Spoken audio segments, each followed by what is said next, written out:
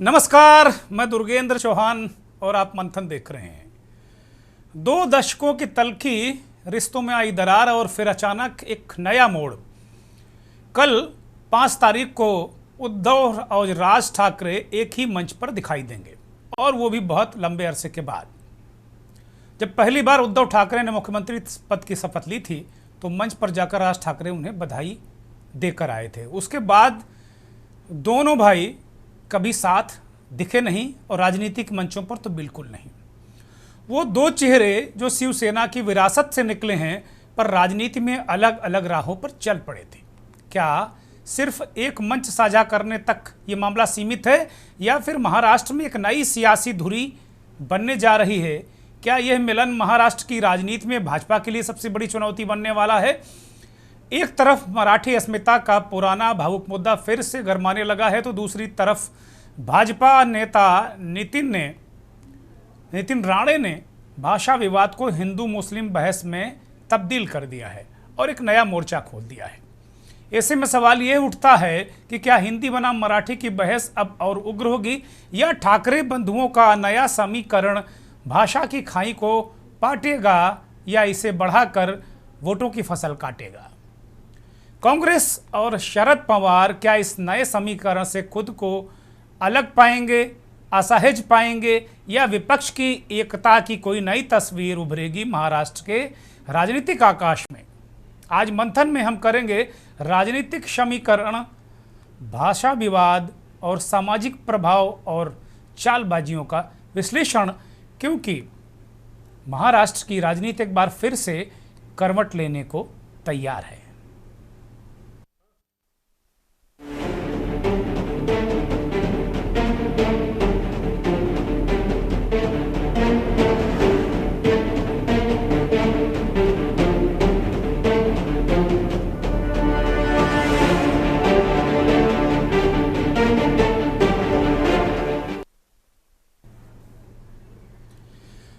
तो कुल मिलाकर भाई भाई तेज हुई भाषा की लड़ाई महाराष्ट्र में एक बार फिर से भाषा की आंच सियासत की रसोई में खोल रही है।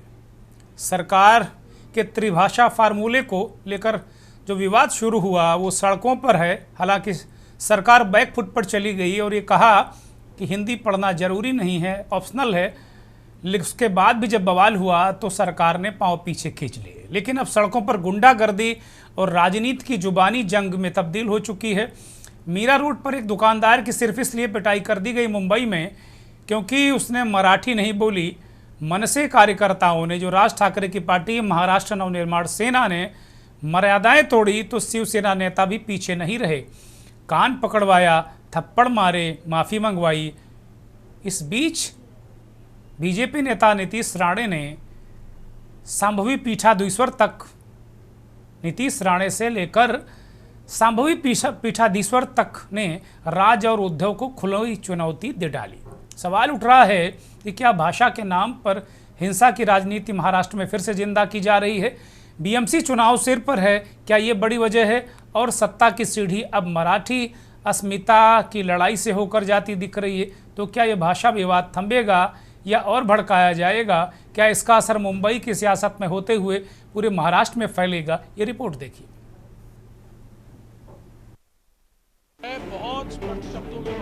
महाराष्ट्र में सियासी उबाल है। इस उबाल की वजह है भाषा विवाद। महाराष्ट्र सरकार ने हाल ही में आदेश जारी किया था जिसमें मराठी और अंग्रेजी भाषा के स्कूलों में कक्षा 1 से 5 तक तीसरी भाषा के रूप में हिंदी पढ़ाए जाने को अनिवार्य करने की बात कही थी। इस त्रिभाषा आदेश के खिलाफ राजनीतिक दलों ने मोर्चा खोला तो सरकार ने फैसले को वापस ले लिया। लेकिन उसके साथ ही महाराष्ट्र में उत्तर भारतीयों के खिलाफ भाषा का जहर जगह जगह दिखने लगा। मुंबई में मीरा रोड पर दुकानदार की मराठी नहीं बोलने पर पिटाई कर दी गई। राज ठाकरे की पार्टी महाराष्ट्र नवनिर्माण सेना के कार्यकर्ताओं ने दुकानदार को इसलिए पीटा क्योंकि उसने मराठी नहीं बोली। पहले मराठी बोलने का दबाव बनाया, फिर थप्पड़ों की बरसात कर दी। मामले ने राजनीतिक तूल पकड़ा तो मनसे कार्यकर्ताओं की गिरफ्तारी नहीं होने के खिलाफ मीरा भयंदर में आक्रोश फैल गया। विरोध में बाजार बंद कर दिया गया। गैर मराठी लोगों ने सड़क पर उतरकर विरोध प्रदर्शन किया तो वहीं राज्य के गृह राज्य मंत्री ने बड़ा बयान दिया कि महाराष्ट्र में रहना है तो मराठी तो बोलनी ही पड़ेगी। हाथ में लेने की इजाजत किसने दी है? सरकार किसी मैं इसलिए कह रहा हूँ महाराष्ट्र में मराठी तो बोलनी ही पड़ेगी।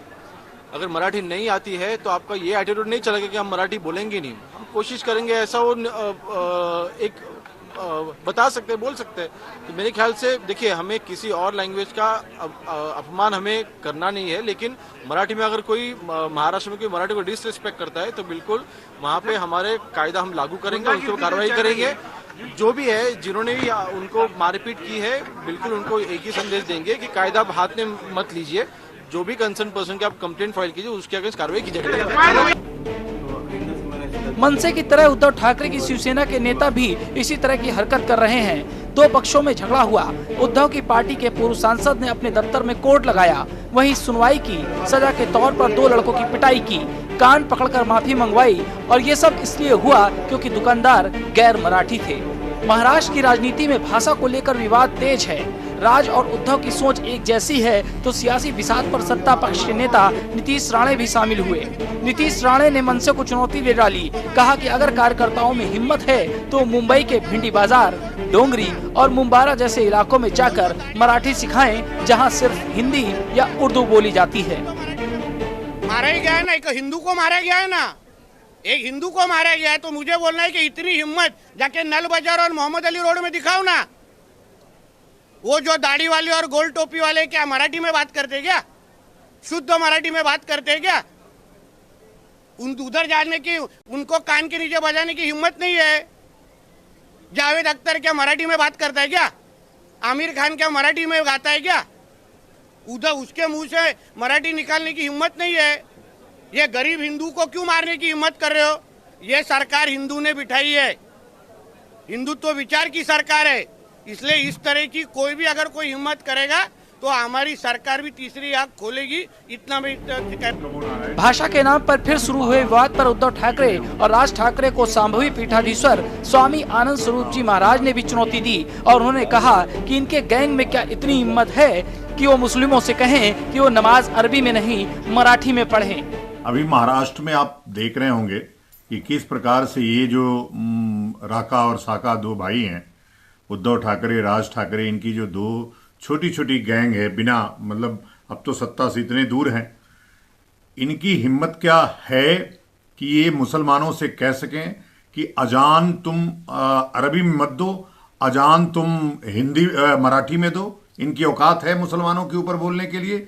वो भोले भाले मजदूर जो सुदूर 2000 किलोमीटर से दूर जाकर के महाराष्ट्र में अपनी जीविका चला रहे हैं, उनको अकेले पा करके थप्पड़ मारना, उनको प्रताड़ित करना, ये काम इतनी कायराना है। अगर तुम्हारी हिम्मत है, मैं आ रहा हूं महाराष्ट्र में, अगर तुम्हारे और तुम्हारी गैंग के किसी, मैं उद्धव ठाकरे, राज ठाकरे और ये जो रावत है, इसके गैंग को चैलेंज कर रहा हूं कि मैं महाराष्ट्र आ रहा हूं, बॉम्बे आ रहा हूं, तुम्हारी औकात होगी तो सामने आना, हाथ लगा के देखना। अगर वो हाथ अलग नहीं कर दिया जाएगा तो मेरा नाम बदल लेना।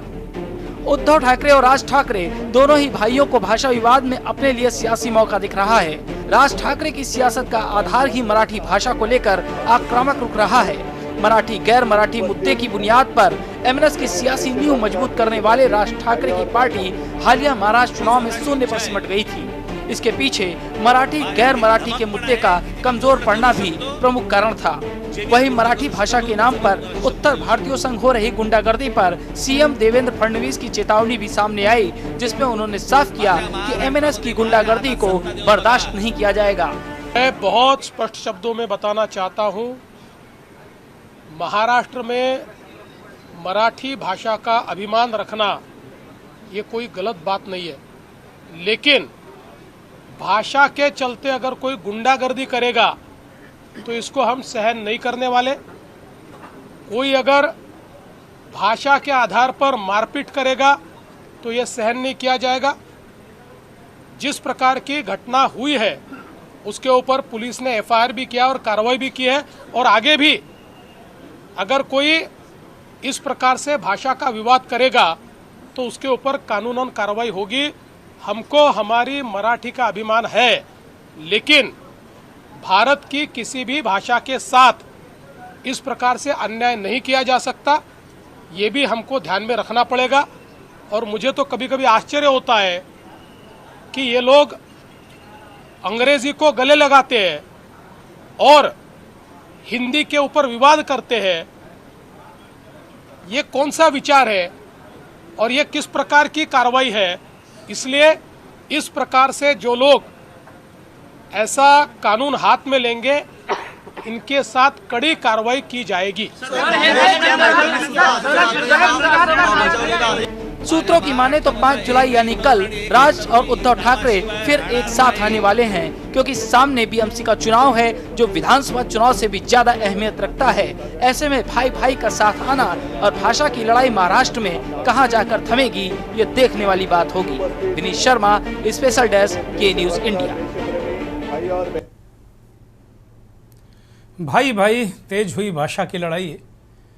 मराठी अस्मिता के नाम पर महाराष्ट्र में उत्तर भारतीयों की पिटाई, कोर्ट लगाकर सजा देना, क्या जो उद्धव ठाकरे की शिवसेना है और मनसे, क्या इनको इसमें दिखने लगा है कि मराठी मानूस मराठी गैर मराठी के विवाद में इसको बढ़ाओ तो राजनीतिक ज़मीन और मजबूत होगी? क्योंकि जिस तरीके से अभी इस रिपोर्ट में बताया गया कि राज ठाकरे की राजनीतिक ज़मीन वहाँ है ही नहीं, बची नहीं, और उद्धव ठाकरे की भी राजनीतिक ज़मीन संकट में है।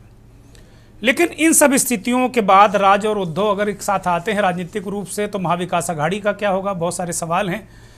और हिंदी, जिसे माथे की बिंदी कहा जाता है, देवेंद्र फडणवीस एक मुख्यमंत्री के तौर पर वो ठीक बात कर रहे हैं कि अंग्रेजी को आप सर माथे पर लगाएंगे और हिंदी पर विवाद करेंगे।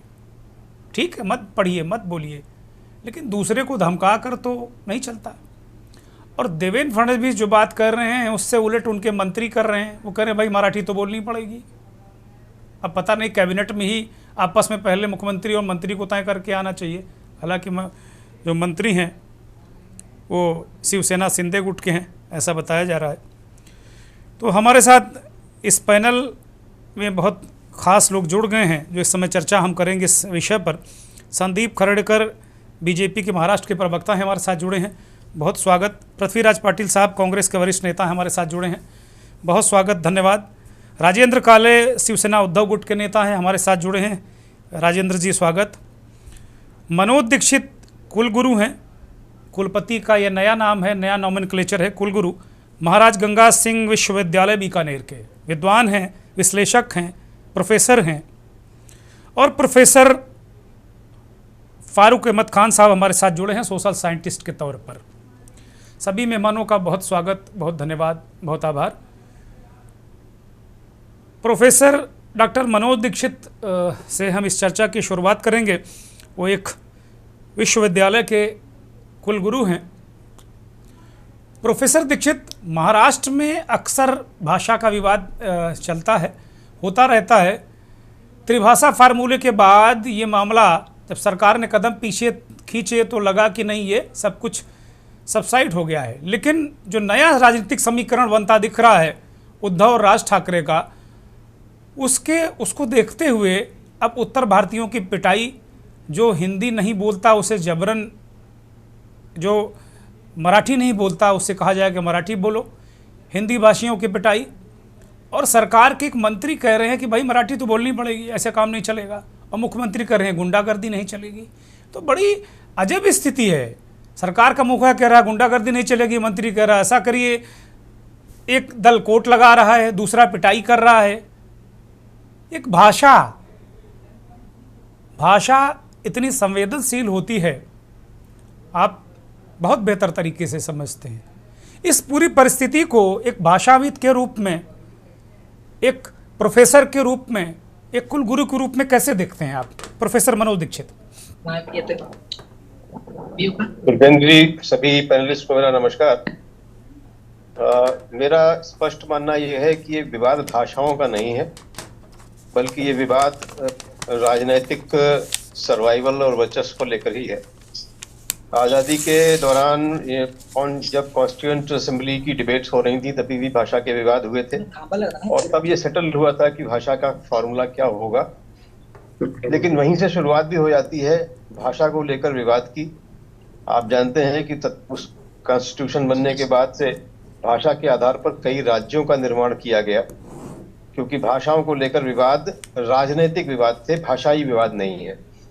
आप जानते हैं कि भारत में आने वाले और भारत में पढ़ने वाले प्राचीन काल से जितने भी छात्र थे वे भारत की भाषाओं में ही पढ़ने आते थे और संस्कृत में पढ़ने आते थे, लेकिन वो ज्ञान अर्जन के लिए आते थे। अब यहाँ समस्या ज्ञान अर्जन का है नहीं, यहाँ बात है राजनीतिक सर्वाइवल की।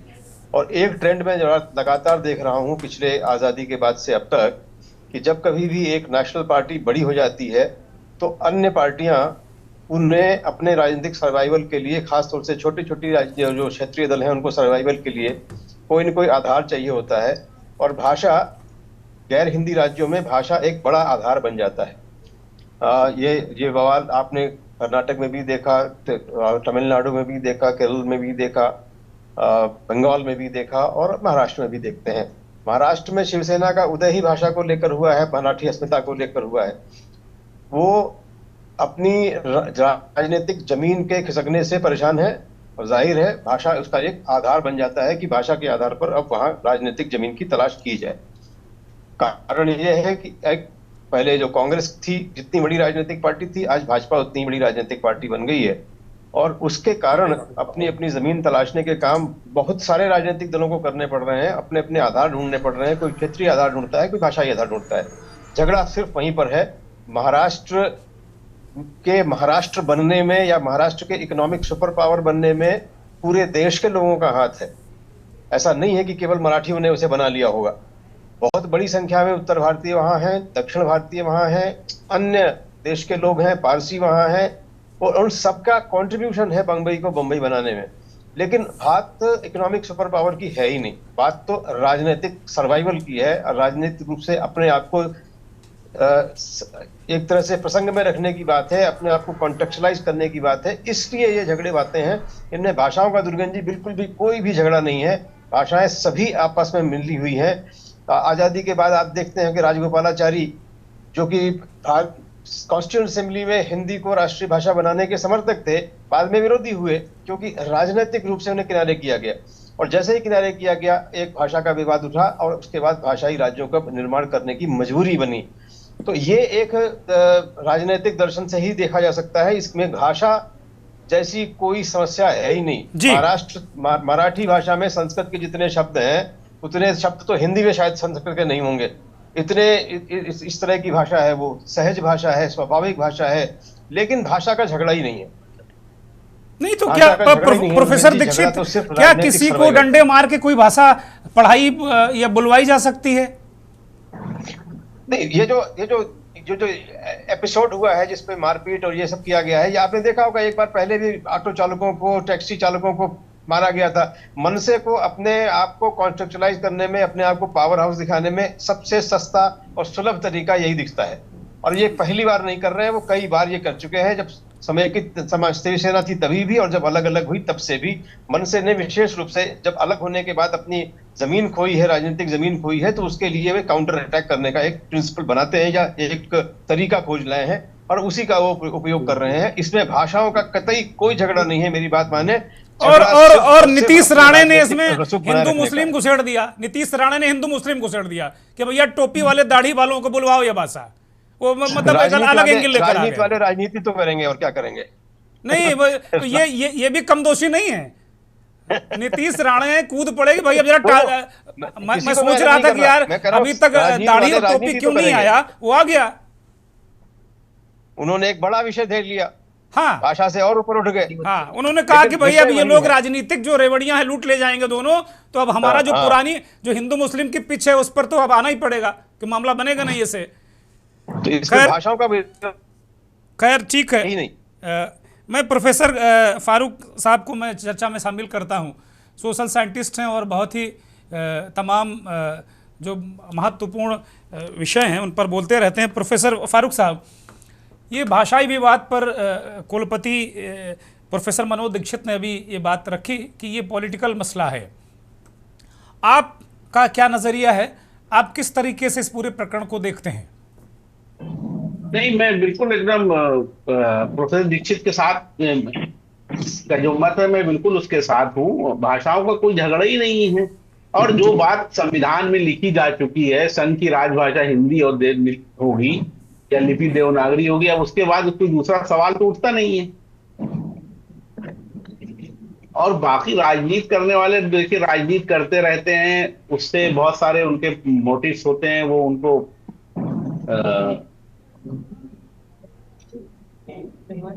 जी फारूक साहब, ऐसा जी। मैंने कहा कि ये तो भाषा, ये तो मराठी और हिंदी का ही मसला था, वो हिंदू मुस्लिम लेकर कूद पड़े।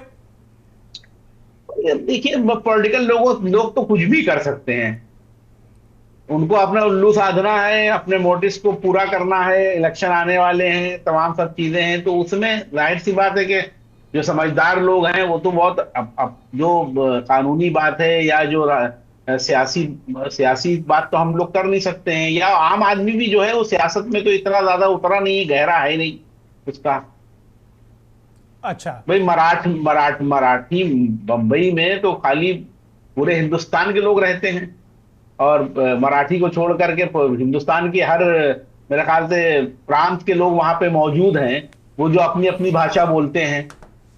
और सारे मुसलमान भी, असल बात ये लेके एक बड़ी गलतफहमी है कि सारे मुसलमानों की भाषा उर्दू है। कन्नड़ के मुसलमानों की भाषा कन्नड़ होती है, केरल के बहुत सारे लोग इस देश में ऐसे भी हैं जो उनको ये लगता है कि उर्दू पाकिस्तान की भाषा है, उर्दू जिहादियों की भाषा है, उर्दू अफगानिस्तान की भाषा है, जबकि उनको पता ही नहीं कि उर्दू भारतीय भाषा है। भाई भारतीय भाषा है, बिल्कुल हिंदुस्तान में बनी है, और इसका तो नामकरण उर्दू जो है ये 1780 के आसपास हुआ है इसका नामकरण, वरना इससे पहले जितने हमारे यहाँ जो कुछ भी उर्दू में लिखा जाता था वो खुद लोग अपनी जबान को हिंदी कहते थे। जी जी, तो आप इस पूरे मसले के पीछे कोई भाषा वजह मान रहे हैं एक सोशल साइंटिस्ट के तौर पर? बिल्कुल नहीं मान रहा उसको, कोई भाषा की वजह ही नहीं है। शिवसेना, इससे पहले भी शिवसेना का इतिहास रहा है, आप देखिए ना, इससे पहले भी मराठी मानुस, मराठी भाषा को लेकर के वो इस तरह से बात कर, अब क्योंकि वो राजनीति तौर पर थोड़ा सा अलग थलग और पड़ गए हैं, तो अब उसको ज्यादा मुद्दा बनाना चाहते हैं। ठीक है, मैं अब दोनों पॉलिटिकल पार्टी के नेताओं को इस चर्चा में शामिल करता हूं। हर्षवर्धन बलीराम पलांडे साहब शिवसेना के नेता हैं, जिसे हम शिंदे की शिवसेना कहते हैं, हालांकि जो मूल शिवसेना का दर्जा शिंदे गुट को ही मिला है। उनकी तरफ जाते हैं। पलांडे साहब, इस तरीके की गुंडागर्दी और सरकार का एक मंत्री कह रहा हो, पलांडे साहब मेरा सवाल सुन लीजिए, इस तरीके की गुंडागर्दी, लोगों को पीट रहे हैं, मुख्यमंत्री खुद कह रहे हैं गुंडागर्दी नहीं चलने दी जाएगी, फिर भी सरकार के एक मंत्री जो कह रहे हैं कि भाई मराठी तो बोलनी पड़ेगी, अब आपको आए चाहे ना आए आप सीखिए, ये कौन सी बात हुई भाई? पलांडे, महाराष्ट्र में रहने वाले हर व्यक्ति को मराठी भाषा आना स्वाभाविक है, इसका मतलब ऐसा नहीं कि हिंदी भाषा नहीं आना चाहिए।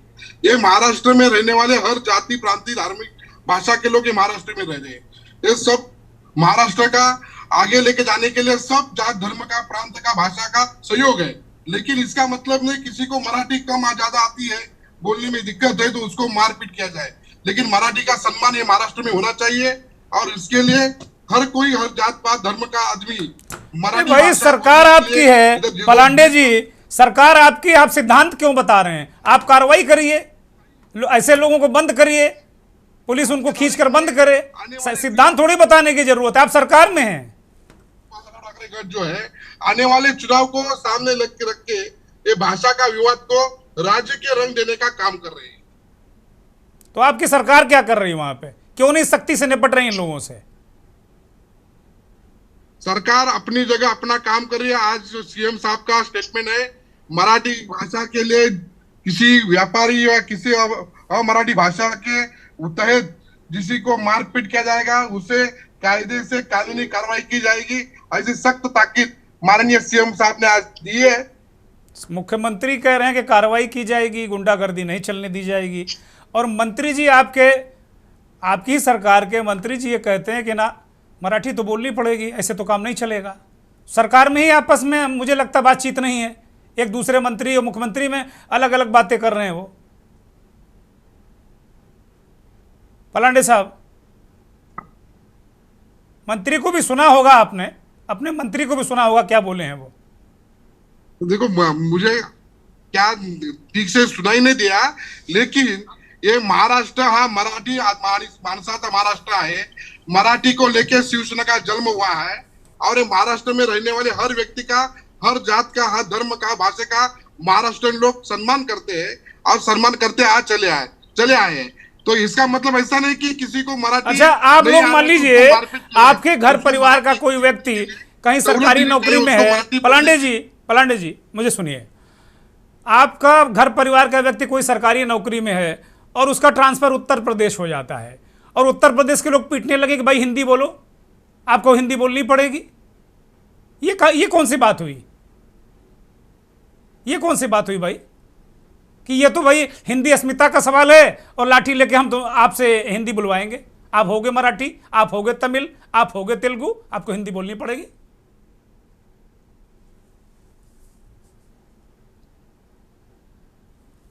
चलिए, पलांडे साहब के पास मुझे लगता कोई जवाब इसका है नहीं। मैं एक ब्रेक पर जा रहा हूं और ब्रेक से लौटेंगे तो बाकी लोगों से भी इस पूरे मसले पर बहुत विस्तार से चर्चा करनी है मुझे। आप देख रहे हैं के न्यूज, खबरों का सार।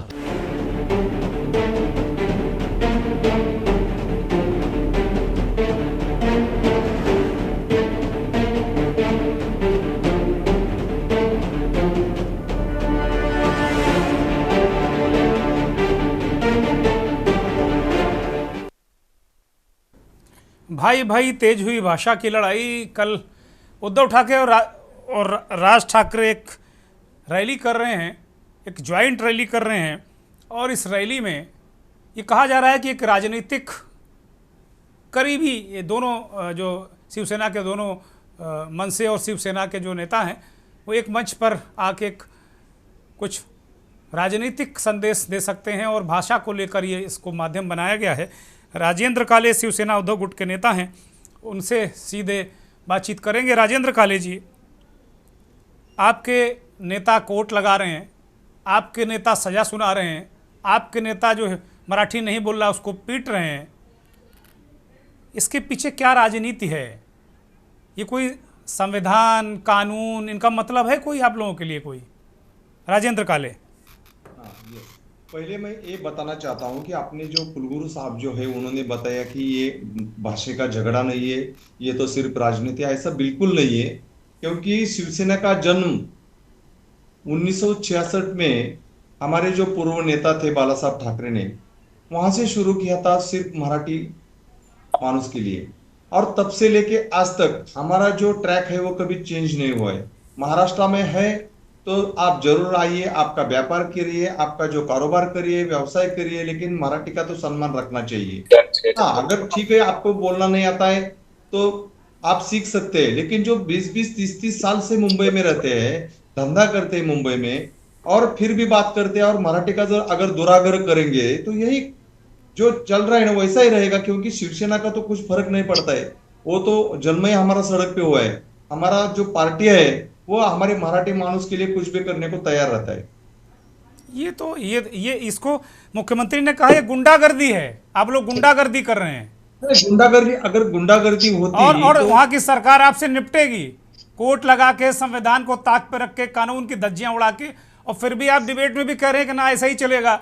अगर आपके कहीं भी महाराष्ट्र का कोई व्यक्ति, मराठी व्यक्ति अगर कहीं किसी हिंदी भाषी राज्य में ट्रांसफर होकर जाता है तो क्या उसके साथ भी ऐसा ही सुलूक किया जाएगा? क्या ऐसा सुलूक करना ठीक है? उसने उधर के राज्य के भाषा का अगर अवमान किया तो वो ऐसा ही हो जाएगा ना।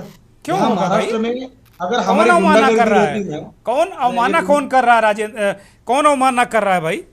काले जी, अवमानना कौन कर रहा है? ये सर समझ दिया है उनको कि मराठी में बोलना चाहिए और मराठी का सम्मान करना चाहिए, समझ दिया है। ये इसको गुंडागर्दी नहीं बोलते। अब मुख्यमंत्री उस राज्य की कह रहे हैं गुंडागर्दी, तो मैं क्या कहूँ उसमें? मुख्यमंत्री कह रहे हैं गुंडागर्दी है, बदमाशी चलने नहीं दी जाएगी सड़क पर, और आप कह रहे हैं मेरा जन्म ही सड़क पर हुआ है।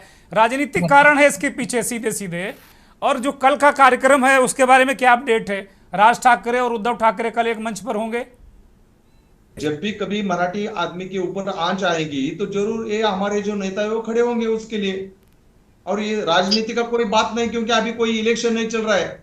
अभी कोई इलेक्शन तो चुनाव आएगा नहीं ना, है, बीएमसी का इसलिए इलेक्शन चुनाव आएगा, जुमला भी नहीं है। बीएमसी का इलेक्शन आएगा। उद्धव ठाकरे की भी राजनीतिक हालत ठीक नहीं, राज ठाकरे भी निपट चुके हैं पूरी तरीके से महाराष्ट्र की राजनीति में, तो मराठी मानुस का तो मुद्दा आएगा।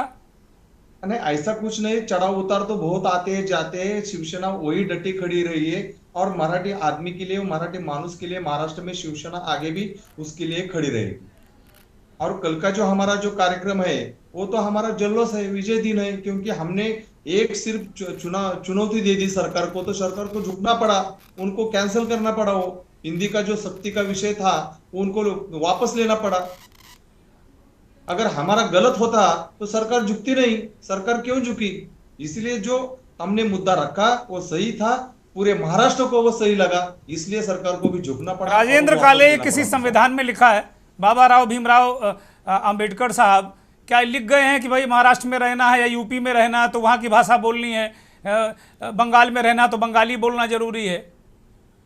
ये कोई कहीं संविधान में लिखा है? आप तो सुप्रीम कोर्ट, संविधान, कानून सबको चुनौती दिए पड़े हैं आप लोग अपनी राजनीति के लिए। एक आदमी का कि मैं मराठी नहीं बोलूंगा, ये जो तिरस्कार है मराठी का। अरे कौन तिरस्कार कर रहा है? उसको नहीं आ रहा, नहीं बोल रहा, जीने दीजिए, जियो और जीने दो का सिद्धांत पर काम कीजिए। कौन कौन कौन मना कर रहा है? कौन तिरस्कार कर रहा? आप अपने आप ही एज्यूम कर लेते हैं, आप लोग अपने वोटों की राजनीति के लिए क्या आप एज्यूम कर लेते हैं भाई तिरस्कार कर रहा? और हर साल 2 साल में उत्तर भारत के लोग पिटते हैं, उत्तर भारत के लोग पिटने लगते हैं हर 2 साल में।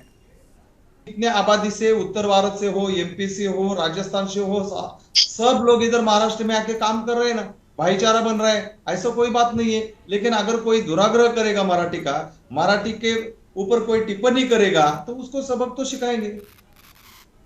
ठीक है सर, अभी भी सबक वाला ही भाषा है। पृथ्वीराज पाटिल कांग्रेस के नेता हमारे साथ जुड़े। पृथ्वीराज पाटिल, इस पूरा विवाद के पीछे वजह क्या है? क्योंकि आपके लिए बड़ा धर्म संकट खड़ा हो गया है कि अगर राज ठाकरे, उद्धव ठाकरे आएंगे तो महाविकास आघाड़ी में आपकी स्थिति क्या होगी? शरद पवार कहाँ जाएंगे? और राजनीतिक जो विमर्श है वो एक तरीके से बिल्कुल चेंज हो जाएगा।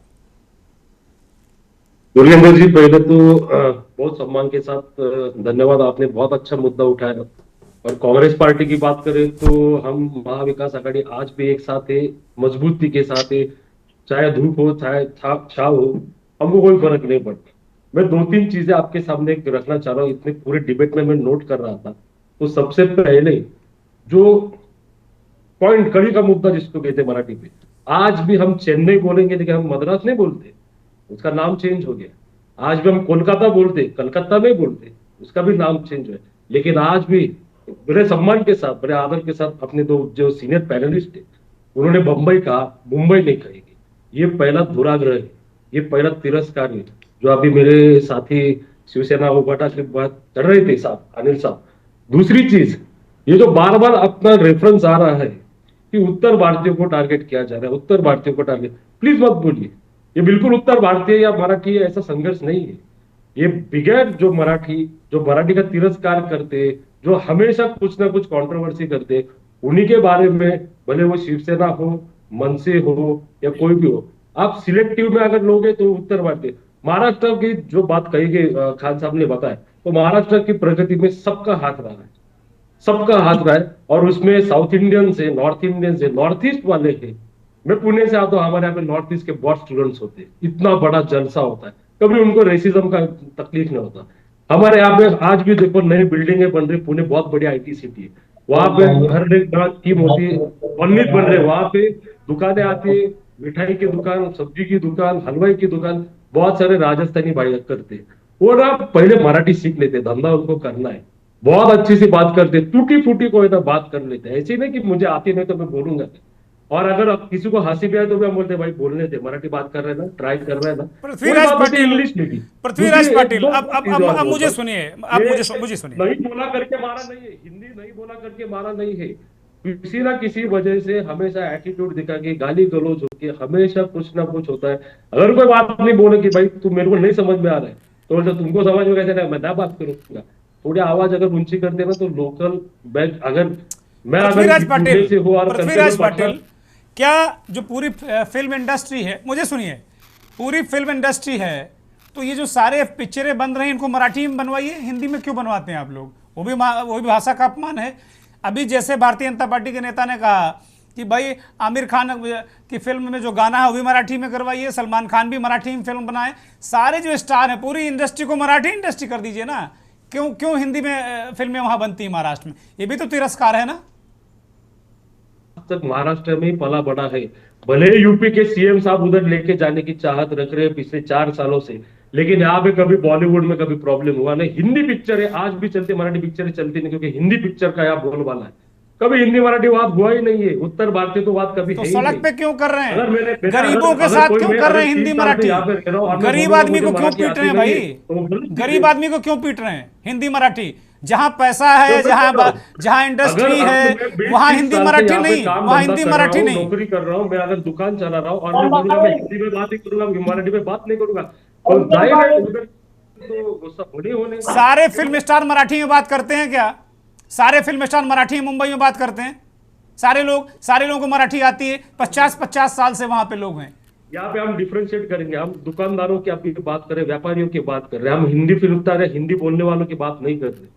यहाँ पे सभी मेन चैनल्स होते हैं, इंग्लिश चैनल्स है, आप किसी भी मिल एरिया में जाए यहाँ पे सब बड़े बड़े मॉल्स है, किसी को हिंदी से परहेज नहीं है। जो दुकानदार जो व्यापारी जो एटीट्यूड दिखाता है उससे परहेज है। और यहाँ पे साउथ इंडियन लोग भी दुकानें चल रहे थे, उनसे कभी झगड़ा होता नहीं। महाराष्ट्र के नेताओं को अगर कोई देश में बात कहनी होती है तो वो हिंदी में करते हैं, मराठी में बोलें, क्यों हिंदी में बात करते हैं वो?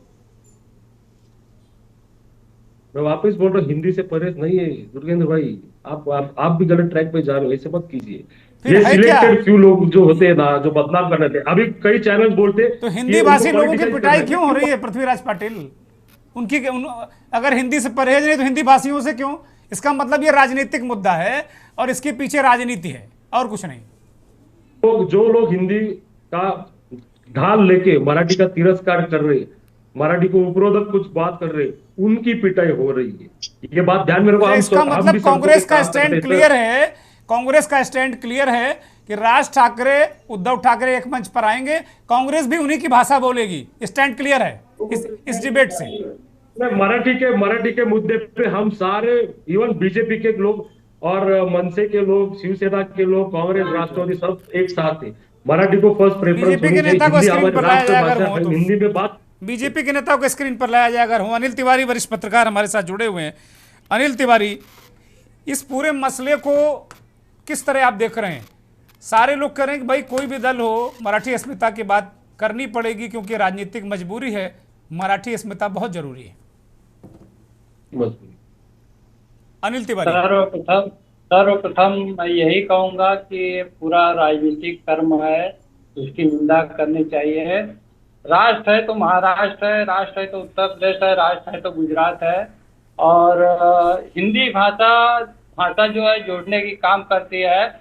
अगर हमारे साइंटिस्ट, अगर हमारे खिलाड़ी वर्ल्ड कप जीतते हैं या वर्ल्ड लेवल पे कुछ ऐसा आविष्कार करते हैं तो लोगों को पूरे देश को अभिमान होता है। उसी तरह हिंदी हमारी स्वयं की भाषा है, अंग्रेजी हमारी स्वयं की भाषा नहीं है।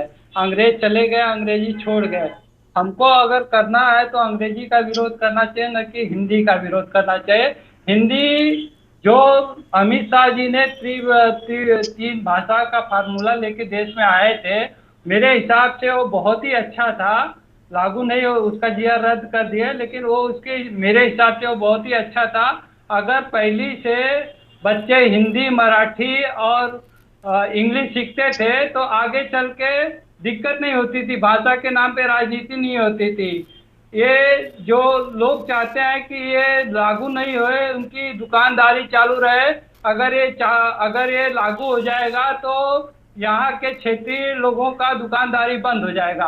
और सर्वप्रथम मैं कांग्रेस के लोगों से ये कहना चाहूँगा कि कांग्रेस के महात्मा गांधी जी ने ही हिंदी को प्रथम राष्ट्रभाषा का दर्जा दिलाने का संकल्प लिया था। आज कांग्रेस उसी से दूर भाग रही है, तो दुर्भाग्य की बात है कि उनकी दिक्कत भाषा नहीं है। अनिल तिवारी, कांग्रेस के नेता पृथ्वीराज पाटिल इस बात को कह रहे हैं कि भाई जो लोग वहां कारोबार कर रहे हैं 30-30 साल से, वो जानबूझकर नहीं बोल रहे हैं।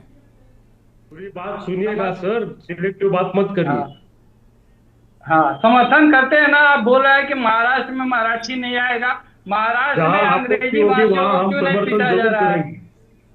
जहाँ आपत्ति होगी हिंदी वहाँ भाषियों को बिल्कुल समर्थन करेंगे। अंग्रेजी ठीक है, भारतीय भाषियों जनता को- पार्टी के नेता अंग्रेजी को भाषियों को- चर्चा में शामिल करते हैं। संदीप खर्डेकर, ये पूरा जो विवाद है इसके पीछे की राजनीति क्या है? संदीप खर्डेकर, संदीप खर्डेकर हैं क्या?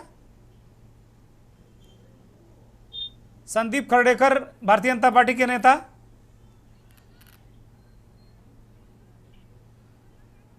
संदीप जी, आप मुझे सुन पा रहे हो तो मेरा ये सवाल है, इसके पीछे कोई राजनीति है या वास्तव में ये लोग मराठी अस्मिता की लड़ाई लड़ रहे हैं और इस तरीके से लड़ रहे हैं कि जो हिंदी भाषी हैं या जो उत्तर भारतीय हैं उनकी पिटाई भी कर रहे हैं? संदीप,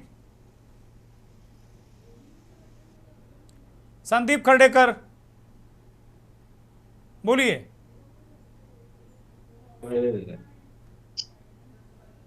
संदीप खर्डेकर से संपर्क मुझे लगता है कि नहीं हो पा रहा है और कुछ व्यवधान है। प्रोफेसर फारूक साहब भी हमारे साथ लगातार चर्चा में शामिल हैं।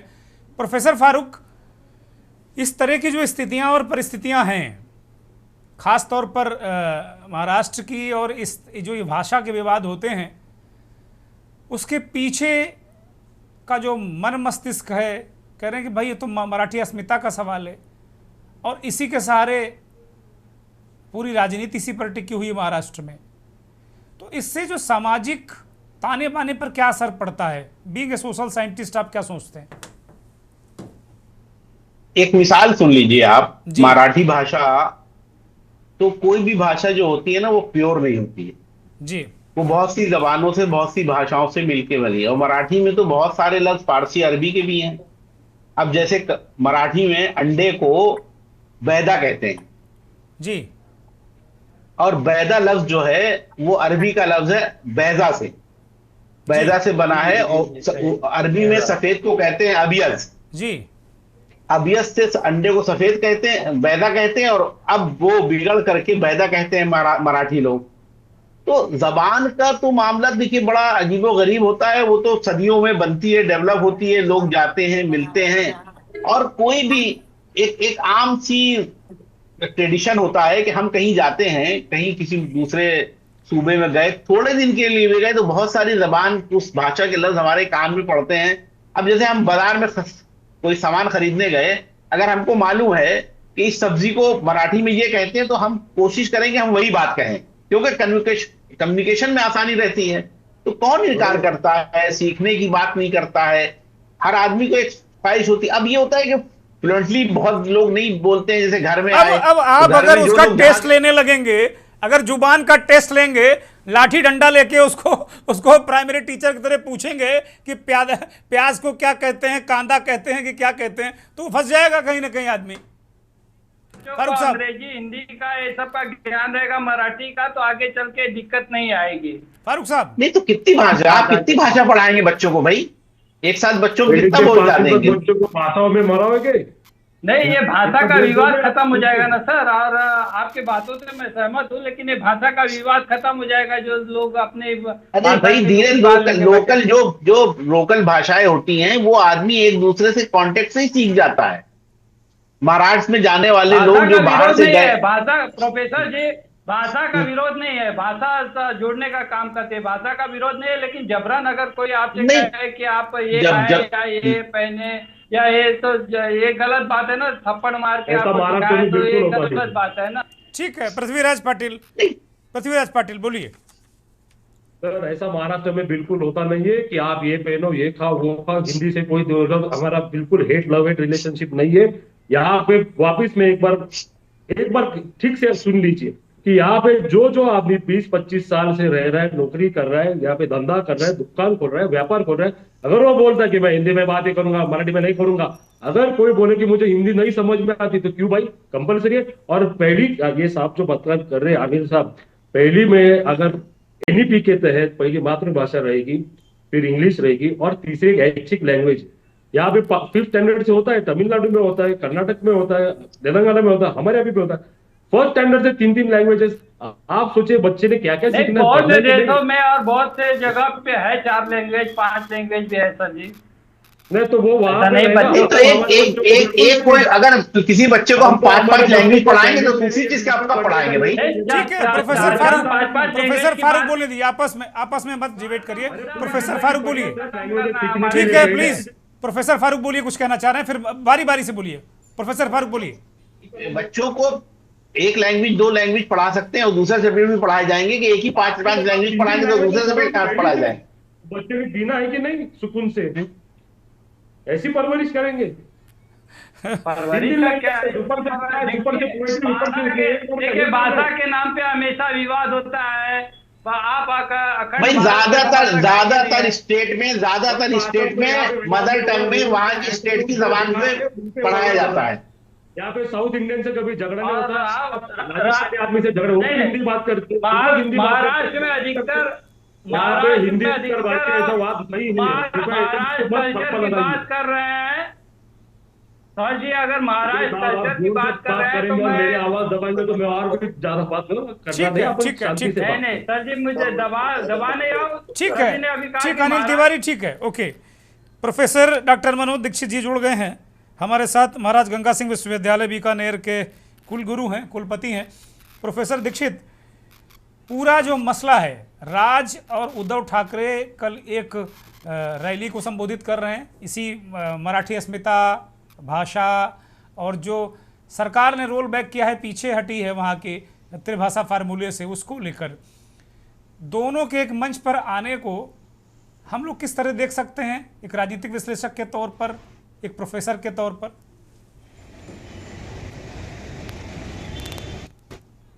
देवेंद्र जी, समस्या वही है, मैं अभी उसी स्थिति में हूं। भाषा का विवाद नहीं है। भाषा को सिखाने के जितने भी फॉर्मूले आप बनाना चाह रहे हैं वो उसका विवाद है ही नहीं। ये कुल मिलाकर पॉलिटिकल सर्वाइवल का सवाल है। पूरे महाराष्ट्र में भाषा का विरोध नहीं है, ये मुंबई में सबसे ज्यादा है। आपको नागपुर में हिंदी का विरोध नहीं मिलेगा, आपको पुणे में हिंदी का विरोध नहीं मिलेगा, आपको आधे से ज्यादा महाराष्ट्र में हिंदी का विरोध नहीं मिलेगा। आपको बेलगाम में मिलेगा, बेलगाम के आसपास के इलाकों में मिलेगा, क्योंकि उसकी राजनीतिक समस्या है। ये कुल मिला के पोलिटिकल, आप गुजरात में क्यों नहीं विरोध है हिंदी का? वो भी तो नॉन हिंदी भाषी है। अन्य राज्यों में क्यों नहीं विरोध है? कुल मिला के ये प्रश्न उठा है मुंबई म्युनिसिपल कॉरपोरेशन के चुनावों को दृष्टिगत रखते हुए जी, क्योंकि मुंबई बीएमसी का चुनाव भारत के कई राज्यों के चुनाव से बड़ा चुनाव है जी, और बीएमसी पर नियंत्रित करने वाला महाराष्ट्र के एक लार्ज सेक्शन के ऊपर आर्थिक रूप से बहुत बड़ा संबल बन जाता है। उसका झगड़े की जड़ वहीं पर है और उससे अतिरिक्त नहीं है। पुणे में आज मुंबई से ज्यादा छात्र दूसरे राज्यों के पढ़ते हैं, कहीं कोई समस्या नहीं है। गुजरात में इतनी बड़ी संख्या में अन्य प्रदेशों के लोग रहते हैं, कहीं कोई समस्या नहीं है। समस्या यहीं क्यों है? बिंदु सिर्फ इतना है, ये भाषाई विवाद बिल्कुल नहीं है। अनिल भाई जो कह रहे थे सोल्यूशन देने की बात, हमारे पृथ्वीराज पाटिल जी जो सोल्यूशन देने की बात कह रहे थे, वो सोल्यूशंस भाषाई सोल्यूशंस हैं, पर वो पॉलिटिकल सोल्यूशन नहीं है। जब पॉलिटिकल सर्वाइवल की बात आएगी तो अन्य विषय ढूंढ ले जाएंगे, भाषाओं को लेकर ही ढूंढ ले जाएंगे, और फिर भाषा को लेकर जो विषय बने उसमें मारपीट कहां से आ गई? जी कौन सी भाषा ये सिखाती है कि आप अपनी भाषा को बनाने के लिए मारपीट भी कर सकते हैं? और मारपीट ये तीसरी चौथी बार हुई है। ये इश्यू भाईचारे का भी नहीं है। अनिल तिवारी बात बोलिएगा, उनको बोले दीजिए। अनिल तिवारी प्लीज, हाँ बोलिए डॉक्टर दीक्षित। स्थिति में लाने दे रही है, और ये पॉलिटिकल विल ही मुख्य कारण है इस विवाद का। जैसे ही बीएमसी का चुनाव हो जाएगा, एक बार फिर सब लोग बैठे होंगे। हम लोग महाराष्ट्र में मैं खुद कम से कम 10 बार जा चुका हूं, क्योंकि मुझे जाना ही होता है। मैं प्रोफेशनल ड्यूटी के तौर पे भी जाता हूं, मैं पर्सनल वे भी जाता हूं। मेरा बेटा महाराष्ट्र में पढ़ा है, मेरी फैमिली महाराष्ट्र में आधी से ज्यादा रहती है। मैं उत्तर भारतीय हूं, मैं हिंदी बोलता हूं, मैं महाराष्ट्री समझता हूं। लेकिन वो विवाद का कारण हो ही नहीं सकती है। विवाद तो तब होगा जब मुझे वहां कोई स्टेक चाहिए हो, जब मैं आऊं कि मैं कहूं कि अब मुझे ये चुनाव लड़ना है, निश्चित रूप से मुझे भी पिटाई हो जाएगी, क्योंकि मैं चुनाव लड़ने के बाद ऐसी स्थिति में आ जाऊंगा जहां किसी को चैलेंज कर रहा होऊंगा। चैलेंज नहीं, अच्छा आप ये देख लीजिए, बृहन मुंबई का जो कॉर्पोरेशन है, बृहन मुंबई का जो क्षेत्र है, उसमें उत्तर भारतीय भरे पड़े हैं। मुख्य बीएमसी में नहीं है, एरिया ही है जो कंसंट्रेशन है। तो कुल मिलाकर ये पॉलिटिकल इशू है, let it be it should be handle politically, और ये पॉलिटिकली ये हैंडल हो सकेगा। इसका कोई सॉल्यूशन भाषाओं के अंदर है नहीं। त्रिभाषी या चतुर्भाषी, मुझे I am a proud Indian and I wish that I know as many languages. अभी मैं 3 ही 4 बोल पाता हूँ, मुझे इच्छा है कि मैं 9, 10, 12 जितनी भी लैंग्वेज बोल सकूं। भारत की हर भाषा अच्छी है, मीठी है। प्रोफेसर दीक्षित, क्या यही वजह है कि उद्धव और राज ठाकरे करीब आ रहे हैं या करीब आते दिख रहे हैं? कारण वही है। आप you are pinpointing the truth. जी, वही कारण है कुल मिलाकर। जी जी। कांग्रेस के नेता पृथ्वीराज पाटिल कुछ कहना चाहते थे, बोलिए पृथ्वीराज पाटिल, अगर आपका कोई टेक हो तो। अभी जो सर ने बताया दीक्षित साहब ने, मैं बिल्कुल उससे सहमत हूँ कि यहाँ पे अभी मैं बैंकिंग सेक्टर में था, मैं भी बहुत सारी लैंग्वेज फॉरेन लैंग्वेजेस सीखने से अच्छा मुझे कभी भी, हूँ गुजराती छू, मैंने मारवाड़ आपको मेरे खम्मा गढ़ी बोलूंगा, आवे जय सरकार, जय श्री कृष्ण बोलूंगा। अगर मुझे आज दुर्गेंद्र जी को बोलना है कि आप बहुत अच्छे लग रहे हो, तो मैं तमिल बोलूंगा जी रंबगलाल का इरकई, you are looking very beautiful, you are looking nice, you are looking handsome. ये जो अपनी, मैं पंजाबी में बोल सकता, मैं सड्डे नाल आओ, सड्डे गाला, ये जो चीजें है ना, ये इंडिया को बांधती है, हमारे देश को बांधती है। यहाँ पे भाषा का कोई मसला नहीं है। यहाँ पे जो एटीट्यूड दिखाता है, लोकल्स को जो दबाने की कोशिश करता है, उसको ये ऐसी बात होती है। यहाँ पे सिर्फ उत्तर भारतीय का सवाल नहीं, कल को अगर कोई साउथ इंडिया में, अगर मैं पटना में जाता, मैं बोलूंगा नहीं मैं इधर ऐसे ही बात करूंगा, मैं भी उधर पिटा जाऊंगा। जो कर्म भूमि है, उसकी जो देसी भाषा है, बोली है, खाना पीना सब कुछ है, उसको पहले नमन करना चाहिए। मातृभूमि का तो मुझे हमेशा गर्व रहेगा। अच्छा पृथ्वीराज पाटिल, इस तरह की मारपीट, बवाल, झंझट, कांग्रेस पार्टी इसका समर्थन करती है क्या? कभी किया नहीं है, कभी करेंगे नहीं, क्यों करेंगे? भाई तो अस्मिता के लिए मार रहे हैं लोग, मराठी अस्मिता के लिए, और आप भी मराठी अस्मिता के समर्थक हैं। अभी देखो जैसे दुर्गेंद्र जी, किसी के सोच पे, किसी के एक्शन पे हम तो कंट्रोल नहीं कर सकते, और अगर करना है तो हम उसकी निंदा भी करेंगे। अच्छा, तो महाविकास आघाड़ी में अगर ये भाषा, मराठी अस्मिता, इसको लेकर राज ठाकरे और उद्धव ठाकरे अगर साथ आते हैं, तो महाविकास आघाड़ी में कांग्रेस की स्थिति क्या होने वाली है? देखिए, ये अभी महाविकास आघाड़ी के नेता लोग तय करेंगे, मैं उस पर बात करना उचित नहीं समझता। लेकिन जो भी है, अगर राज ठाकरे जी भी आते तो ये दिल से एज अ कार्यकर्ता मुझे बहुत अच्छा लगेगा कि महाराष्ट्र के लिए और मराठी के लिए हम सब एक साथ आ रहे हैं। अभी तो चुनाव है नहीं, स्थानीय निकाय चुनाव है ना, ये मैक्सिमम जिला परिषद और मुंबई कॉर्पोरेशन या पुणे कॉर्पोरेशन छोड़िए, जिला परिषद, पंचायत समिति, यहाँ पे पक्ष भी होता है, कभी कभी ग्राम पंचायत, तो यहाँ पे जो अपना अपना चलेगा, वहां पे लोकल लीडरशिप तय करती है। यहाँ पे महाविकास आघाड़ी महायुति नहीं चलती। तो ये ठीक है मुंबई के लिए, और उसके लिए थोड़ा आप जो बोले दीक्षित साहब ने जो बोला था, मैं उससे बहुत सहमत हूँ। ठीक बात है। और कांग्रेस के लिए हमको कोई दिक्कत नहीं, राज ठाकरे साहब इज मोस्ट वेलकम, जितनी ताकत बढ़ती उतनी बढ़नी चाहिए। प्रोफेसर फारूक, एक अंतिम टिप्पणी इस कार्यक्रम की, सामाजिक स्तर पर इस तरीके के विवादों का क्या असर पड़ता है? बहुत अहम सवाल है, इसी के नोट में हम खत्म करेंगे इस कार्यक्रम को। ऐसी बात है कि अगर इस तरह से चीजें होंगी और किसी को जबान पर नहीं, जैसे कहा गया, अगर कोई किसी जगह जा करके कहता है हम बात बोलेंगे नहीं या बेइज्जती करता है, अगर ये सच्चाई है तो किसी को सामने वाले गुस्सा आ सकता है। लेकिन जाहिर सी बात है कि इसको इस तरह से लेना चाहिए। मुझे नहीं लगता कोई ऐसा कह सकता है कहीं कि हम ये जबान नहीं बोलेंगे। भाई अगर नहीं जानता तो कैसे बोलेगा? जी वो कुछ शब्द तो हो सकता है, नहीं बोल, अगर जबान ही नहीं जानता है तो क्या करेगा? जी तो जाहिर सी बात है उसको तो इस तरह से नया कोई आदमी आया है, पहुंचा है, या आपस में दो लोग बात कर रहे हैं, एक आदमी जबान जानता है, एक आदमी नहीं जानता है, तो अब इन दोनों के बीच कन्वर्सेशन कैसे होगा? कुछ ना कुछ ऐसी जबान बोली जाएगी जिससे दोनों समझते हो।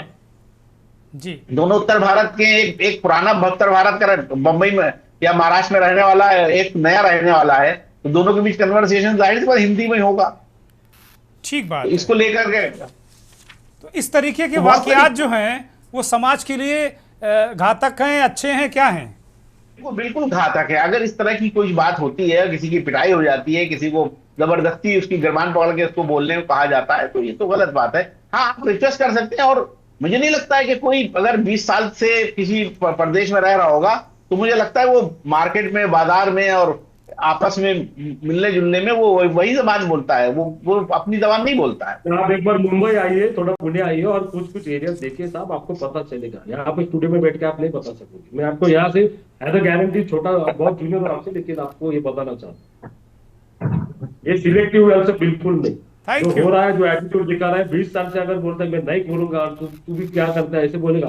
तो मैं तो सोच रहा हूँ कि महाराष्ट्र में ऐसे कल को मैं प्रयागराज जाऊँ या कानपुर जाऊँ ऐसे बोलूँ तो मेरी तो क्या हालत हो जाएगी, मैं तो सोच भी नहीं सकता। नहीं, कोई कुछ नहीं कहेगा, कोई कुछ नहीं कहेगा, आप भूल जाइए। आप यहाँ आके, यहाँ उत्तर प्रदेश, उत्तराखंड या जितने हिंदी भाषी राज्य हैं, कभी आज तक एक खबर नहीं आई कि किसी दूसरे भाषा भाषी व्यक्ति की पिटाई हो। कभी नहीं, कभी नहीं होगा। ये तो आप भूल जाइए, आप भूल जाइए। मैं गारंटी इस बात की देता हूँ, कभी नहीं होगा, क्योंकि भाषा की राजनीति यहाँ उत्तर भारत में बिल्कुल नहीं होती। बहुत बहुत शुक्रिया, बहुत बहुत धन्यवाद। संदीप खांडेकर, पृथ्वीराज पाटिल, हर्षवर्धन बलीराम, राजेंद्र काले, मनोज दीक्षित जी, प्रोफेसर फारूक और तमाम उन दर्शकों का धन्यवाद। वास्तव में राजनीति एक ऐसी चीज़ है जो किसी चीज़ को भी एक बड़ा विवाद करके वोटों की फसल काटने के लिए तैयार कर देती है। भाषा अस्मिता का सवाल हो सकता है, कोई भी भाषा बोल सकता है, पढ़ सकता है, लिख सकता है, और ज़्यादा से ज़्यादा भाषाएं सीखनी चाहिए। इससे देश कनेक्ट होता है और दुनिया से भी आप कनेक्ट होते हैं। चीनी, जापानी, जर्मन, बहुत सारी भाषाएं सीखिए, दिक्कत क्या है, लेकिन विवाद मत कीजिए और भाषा के नाम पर पिटाई मत कीजिए। नमस्कार।